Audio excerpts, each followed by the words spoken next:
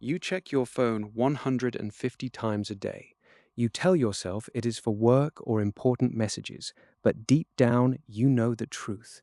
Your brain is being hijacked. This isn't just about poor willpower, it is about biology. Your smartphone is a digital slot machine, and you are the experimental subject. Let's look at the science. It starts with a chemical called dopamine. Back in the era of early humans, dopamine was the reward signal that helped us survive.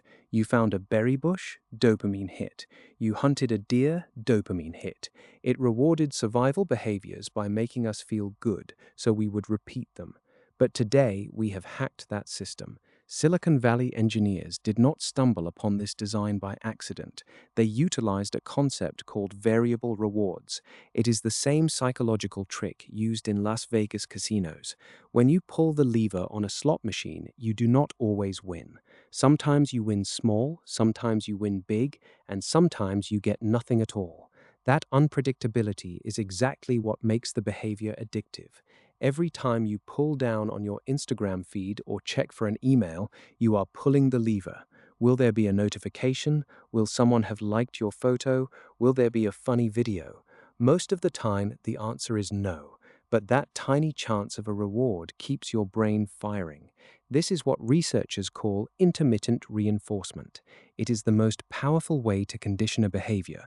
Even B.F. Skinner, the famous psychologist, discovered this in the 1950s using pigeons.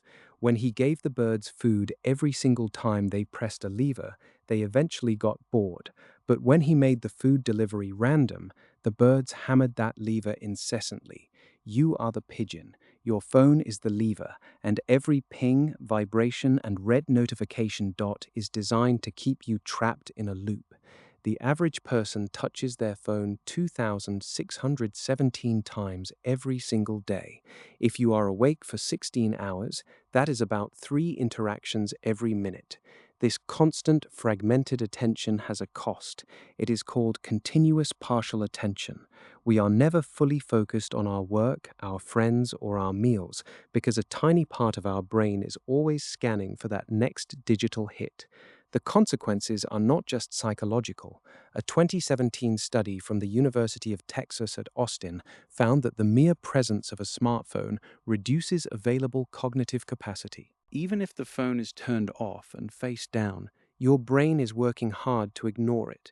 It consumes mental bandwidth that could be used for problem solving or deep creative thought. So, how do we break the cycle? You cannot just rely on willpower. Willpower is a finite resource. If you rely on it to keep you off your phone, you will eventually fail when you are tired or stressed. You need to change your environment. Step one is simple: friction. Our phones are designed for zero friction. You want to check the news? One tap. You want to check social media? One tap. You need to make it difficult for your brain to get that hit. Start by turning off all non-human notifications. If the ping is not coming from a real person trying to reach you, it does not deserve your attention.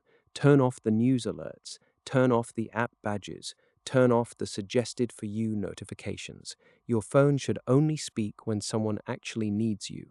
Step 2 is the physical barrier. Use your bedroom as a phone-free sanctuary. Buy a traditional alarm clock for $20. When you charge your phone in the kitchen overnight, you stop the last-minute scrolling before sleep and the immediate dopamine hit when you wake up. The first hour of your morning is the most important time for your brain to engage with reality, not a curated feed of other people's lives. Step 3 is grayscale mode. Go into your phone's accessibility settings and turn the display to grayscale.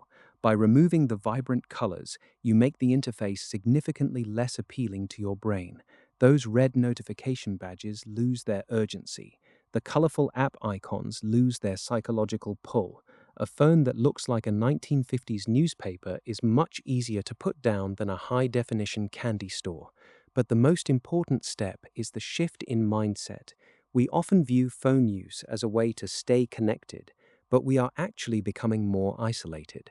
We are replacing real-world interactions with digital shadows. Every hour you spend scrolling is an hour you are not spending learning a new skill, engaging in physical exercise, or having a deep conversation with someone sitting right in front of you. You might argue that this is just the modern world. You might say you need your phone for your job, and that is true. But there is a massive difference between using a tool and being used by one. If you don't take control, the algorithms will continue to optimize for your attention, not your well being. They do not care about your sleep quality, your anxiety levels, or your ability to focus. They care about your time spent on the platform. You are the product.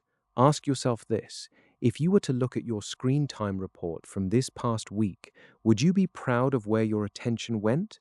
Would you be satisfied knowing that hours of your finite life were spent watching strangers dance, reading comments from people you don't know, and refreshing feeds that never end?